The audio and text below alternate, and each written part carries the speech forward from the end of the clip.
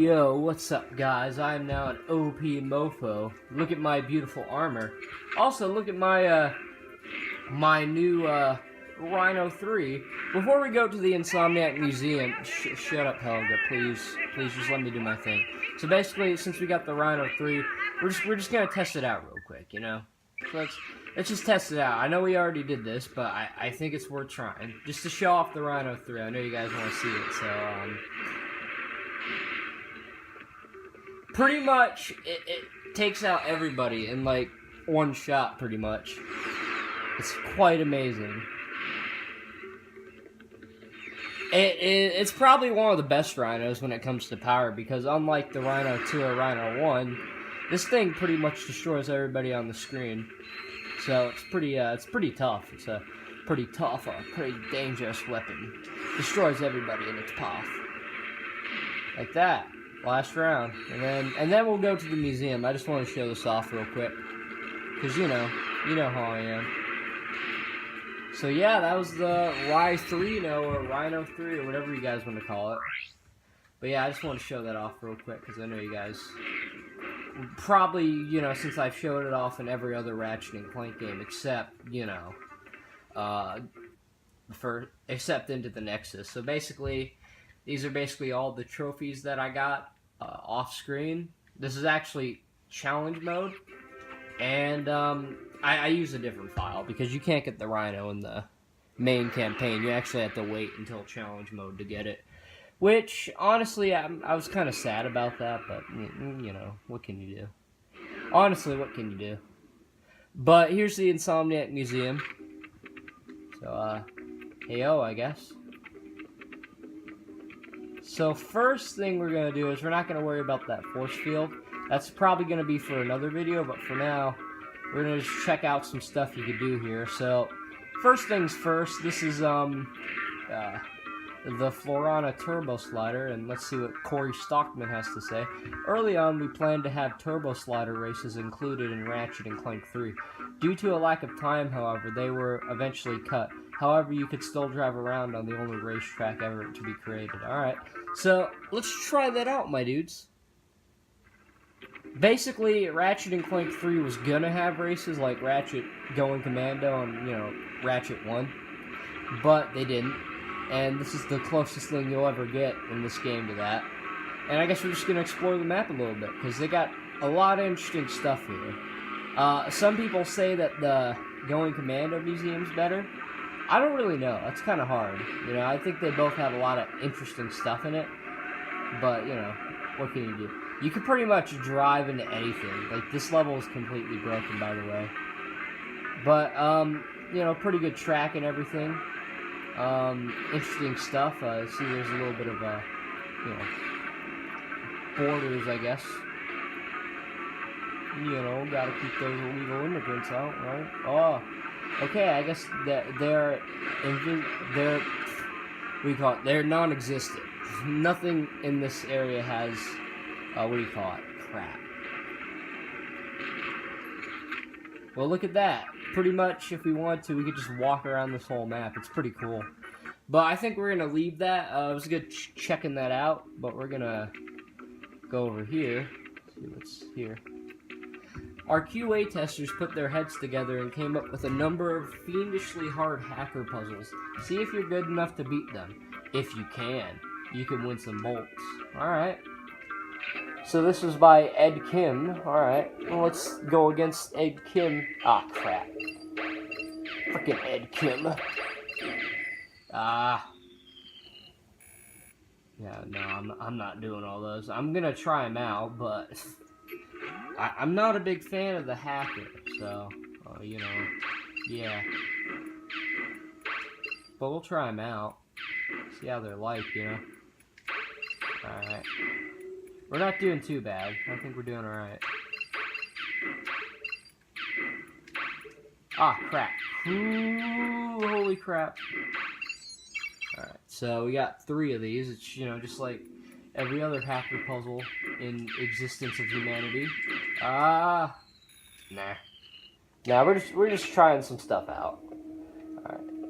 Alright. Chris Towney. Alright, Chris Towney, let's take you to Towney, Chris. Ah, dang it. Alright. I like how it's still playing the... It's not... Okay, now it's not. I know, that's some pretty glitched audio. Again, we're only testing because, you know how much I hate this. I'm sorry, I just... Alright. Brian Bernal. Okay, well, let's see what Brian Bernal donated. Alright, let's go. Let's go. No, I keep pressing triangle. Alright. Let's try that one more time. Boy. This is like some of the things I love about the museum. I think they actually have one that you could edit yourself. So we'll find that out soon enough. Pretty awesome, honestly. Love, the Insomniac Museum in this game. It's great. It's freaking hot. That doesn't sound weird at all. Okay. Well, I tried. I tried, guys. I'm sorry.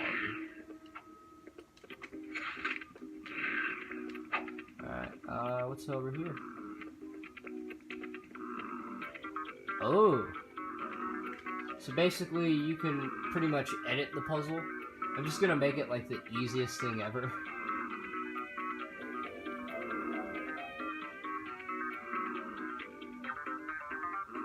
Just gonna make... Watch, I could just make it all green if I wanted to. Watch this. Watch this. It's gonna be freaking hilarious. I'm purposely making the easiest possible one. So, yeah, let's go. It's literally just the green ones. Yeah, it's so freaking hard, dude. I'm struggling. Struggling right now to beat this hard thing. Pretty much, you could edit it to make it as easy or, as hard as you want it to be. Whoa, whoa, there's not supposed to be this many red things. This is supposed to be easy as pie. What are you doing? This isn't right. What? How could you guys? Yeah, too many red things. Okay. We tried that.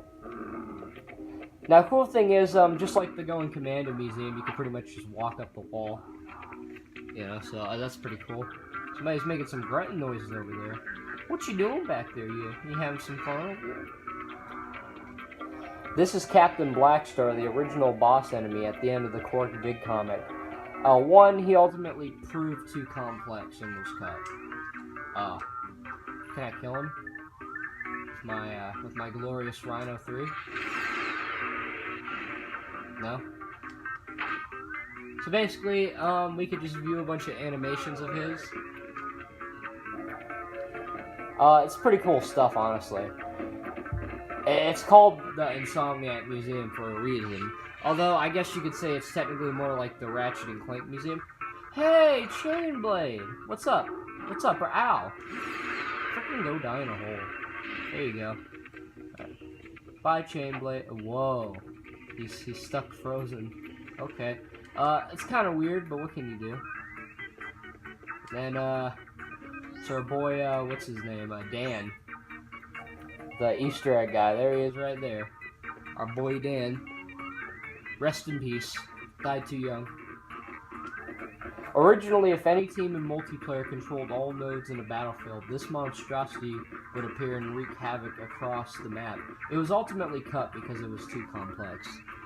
Yeah, I can see that. So basically, I think this is like the earlier version of it, and then this is probably the more newer version. Again, this is unreleased stuff. This never was actually, in the multiplayer, but this would have been in the multiplayer at one point.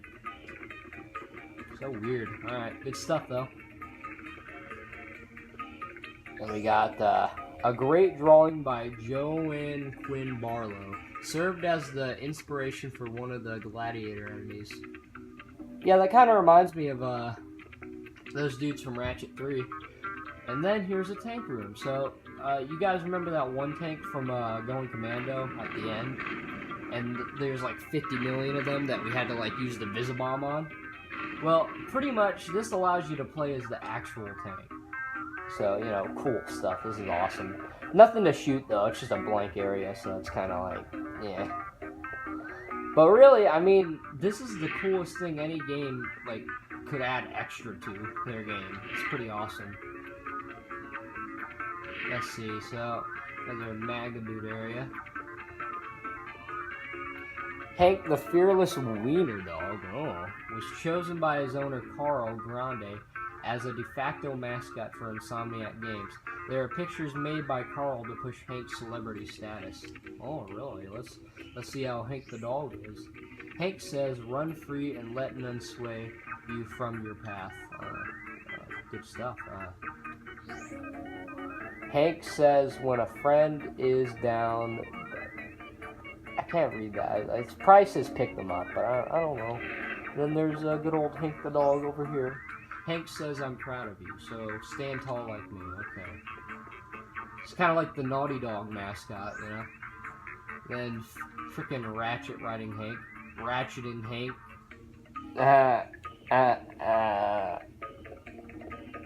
Oh gosh. I actually forgot that this was a thing in the Insomniac Museum, but I guess it was. No complaints. It's pretty funny, so I'm not complaining. Pretty funny stuff right there. Oh, what's this? It's a weird head. This is the original mask Captain Cork wore when Ratchet first finds him on Florana. It was found to be too silly and was replaced with one a little more somber. So it's like more serious, I guess. There's Dan Johnson again. Alright. This robotic canine was originally intended as a weapon in Ratchet and Clank 2. The so-called Hound of Doom, freaking rip-off of the Glove of Doom right there, was supposed to seek enemies, attack, and then hang on to them until they shook them off or were defeated. Pretty much just a rip-off of the Glove of Doom. Would have been nice to see it, though. This is a, less good-looking model. I'm sure that if it was in the game, would have been the actual final model. Pretty much just the Agents of Doom if they were dogs. Ooh, what's this? This is one of the early designs for the hovership vehicle, which can be found in both the single and multiplayer parts of Ratchet and Clank 3. Okay. Good stuff. Alright, so let's check out a little bit more before our video time ends. Oof. Alright, we'll kill him first, and then... Ow! Tony Garcia, he's the one dude from Useless Podcast. That's pretty cool. Alright. See, whenever you use the Rhino, they get stuck.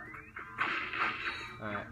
Get some bolts, Even though I have, like, a bajillion bolts, still. Alright, let's read what this says.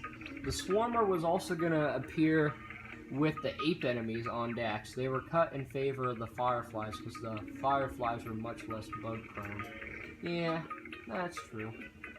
Yeah, this is the dude from Useless Podcast who used to be the second guy when you do the developer commentaries with Mike Stout.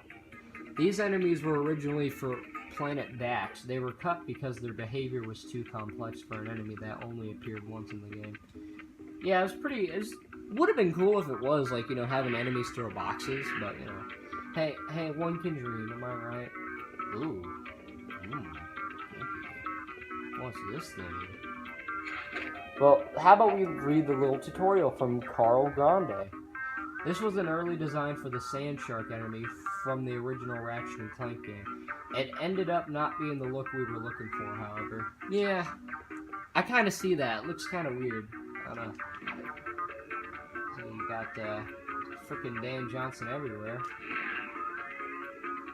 Frickin', like, he's like the most well-known Easter egg in Ratchet and Clank history. Probably the only. Alright, so we're gonna end off the part here, but we'll finish this all up in the next part. Except for the Quark Vid comic. That'll be a second one. Separate part. So see you guys then.